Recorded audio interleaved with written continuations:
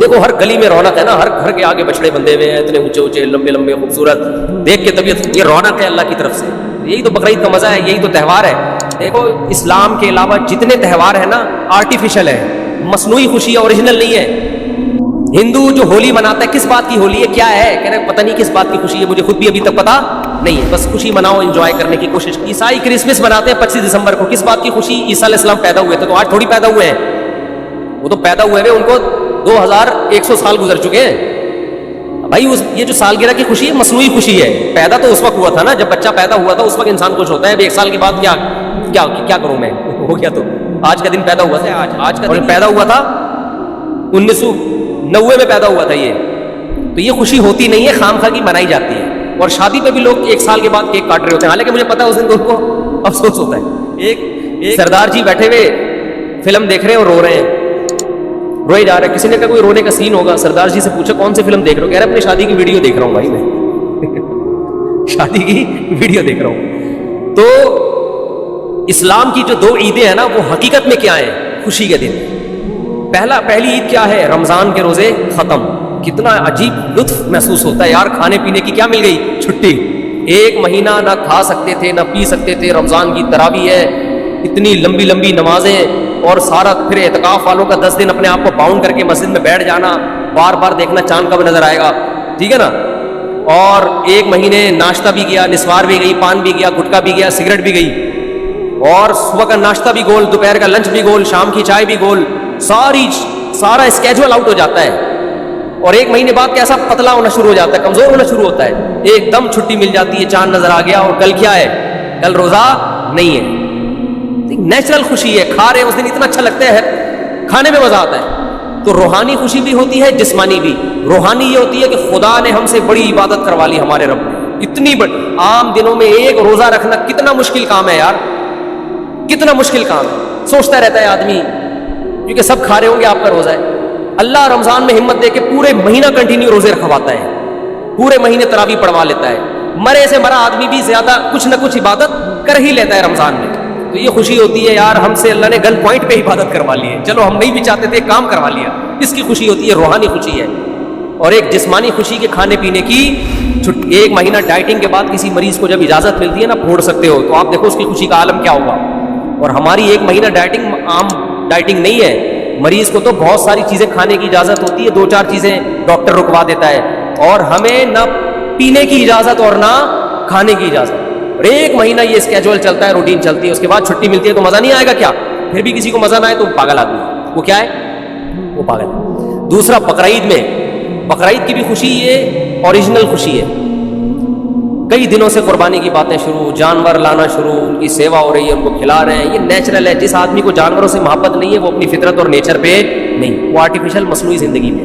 سمجھتے ہو, یہ مصنوعی زندگی. آپ کو پتہ ہے ماہر نفسیات کہتے ہیں کہ جانور پالنے والے لوگوں میں نفسیاتی بیماریوں میں مبتلا ہونے کا اندیشہ کم ہوتا ہے.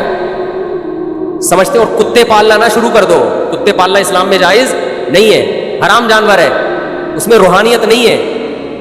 یہ جو حلال جانور ہے نا, جس میں اللہ نے برکت رکھی ہے, ان کے دودھ میں, ان کی قرآن کیا کہتے ہیں, وَمِنْ أَصْوَافِهَا وَأَوْبَارِهَا وَأَشْعَارِهَا, ان کے اون میں, ان کے صوف میں, ان کے بالوں میں, ان کی کھالوں میں تمہارے فائدے ہیں, ان کے دودھ میں, ہر چیز ان کی استعمال ہوتی ہے. تو اس سے کیا ہے, حلال گوشت ملتا ہے انسان, ان جانوروں سے مانوس ہوتا ہے انسان. تو کتنے دنوں سے پالنا شروع کر دیتے. بچوں کی خوشیاں دیکھو, ناچتے پھر رہے گلیوں میں, کلوازیاں کھا رہے ہیں, ہماری گائے کب آ رہی ہے, ہمارا دمبا کب آ رہا ہے. اپنا دمبا نہیں ہوتا, دوسرے کے دمبے سے دل بہلانا شروع کر دیتے. اور پھر جب گائے جانور ذبح ہوتا ہے, کتنا گوشت کھانے کو ملتا ہے, یہ تازہ گوشت ہے. تو اس میں روحانی خوشی کیا کہ اللہ نے ہم سے ابراہیم علیہ السلام کی سنت کو زندہ کروا لیا, ہمیں ہر بال کے بدلے میں اللہ نے ایک نیکی دے دی.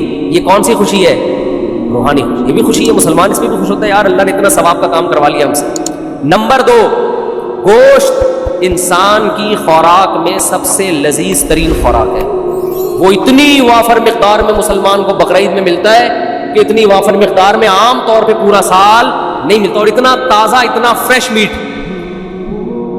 اتنا بہترین.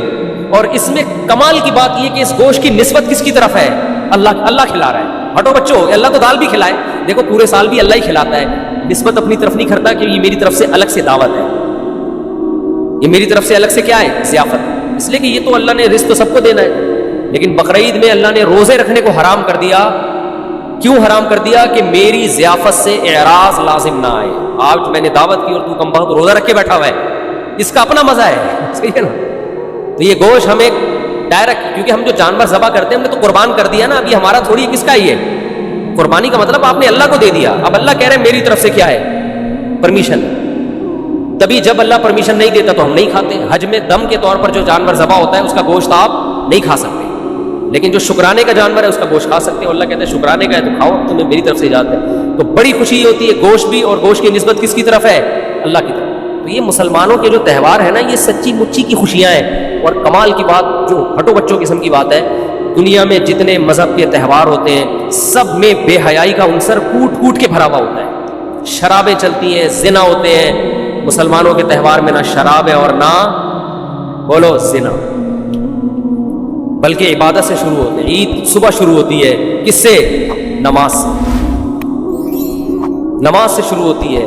پھر ایک سنت کو زندہ کیا جاتا ہے حضرت ابراہیم کی. تو سنت میں بے حیائی تو نہیں ہوگی نا، وہ تو دعائیں پڑھ کے ہوگی. قربانی کے ذبح کے وقت دعائیں پڑھی جاتی ہیں، الحمدللہ عیاشی نہیں کی جاتی. تو مذہب بھی ہے، لطف بھی ہے، روحانیت بھی ہے، اور کیا چاہیے بھائی آپ. تو اس لیے نبی صلی اللہ علیہ وسلم نے فرمایا اب ہمیں کوئی عید منانے کی ضرورت نہیں، اللہ نے ہمیں خود سے 2 عیدیں دے دی. تو اب ہم کوئی اور تہوار نہیں منا سکتے. اللہ نے ہمیں، ہر قوم کی ایک عید ہوتی ہے، ہماری کتنی ہے؟ 2، اور دونوں ہٹو بچوں ہیں، دونوں ہٹو بچوں. تو بچوں کو بھی جو ہے نا زیادہ ہٹو ہٹو نہ کیا کریں. ہٹو بچوں جانور کے پاس جانے دیں ان کا. آپ نے تو زندگی خشکی میں گزار دی، نہ دمبا پالا، نہ بکرا پالا، نہ گائے پالی، پرسنالٹی میں ہی لگے رہے، 3 پیس سوٹ اور ٹائی میں مصنوعی زندگی گزار کے برباد کر دی اپنے آپ کو. بچوں کو تھوڑا سا انجوائے کرنے سمجھتے ہو، اور بچے پیدا کرو گے تو انجوائے کریں گے. وہ ایک آدھ بچہ انجوائے نہیں کرتا، ایک آدھ بچے کو بچہ نہیں کہتے، اس کو تو ایک کہتے ہیں ایک اتفاق سے گورنمنٹ کے نظریے کے تحت ہو گیا، ٹھیک ہے. تو بچے تو گھر میں بھرے ہوئے ہوتے ہیں بہن بھائیوں کثرت سے، وہ خوش ہوتے ہیں ایک دوسرے کو باتیں سناتے ہیں. وہ اس کا دمبا دیکھا، ہم تو بچپن میں اتنا انجوائے کرتے تھے اپنے کزنوں کے ساتھ، بہن بھائیوں کے ساتھ. اب ہے اس کا بچڑا دیکھا بالکل اخروٹ قسم کا پھیلایا ہے. تو بچے کیسا انجوائے کر رہے ہوتے ہیں. تو گھر میں بچے ہوں گے تو زندگی میں مزہ ہوگا. مصنوعی زندگی میں اللہ نے لطف نہیں رکھا. 3 پیس سوٹ ٹائی پہنے آفس جانے سے پہلے، گھر میں آ کے اس کو اتار دیں گے، ٹھیک ہے نا. ہر جگہ ہر چیز اچھی نہیں لگتی. جانور پالے، اس میں تواضع ہے، اس میں عاجزی ہے، اس میں انکساری ہے، اور ڈپریشن سے بھی آپ باہر نکلو. یہ تکبر انسان کی کھوپڑی کو خراب کرتا ہے، سمجھ رہے ہو؟ انسان کی کھوپڑی کو خراب کون سی چیز کرتی ہے؟ ہنسی مذاق والا آدمی ڈپریشن میں نہیں جاتا، اور جس کے میں تکبر ہوتا ہے وہ ہنسی مذاق، ایک تو چھچورا پن ہوتا ہے وہ غلط ہے، لیکن ایک طبیعت میں خوش مزاجی، جس کے تکبر ہوتا ہے وہ خوش مزاج نہیں ہوتا، وہ ہر وقت ناک میں مکھی بٹھا کے رکھتا ہے.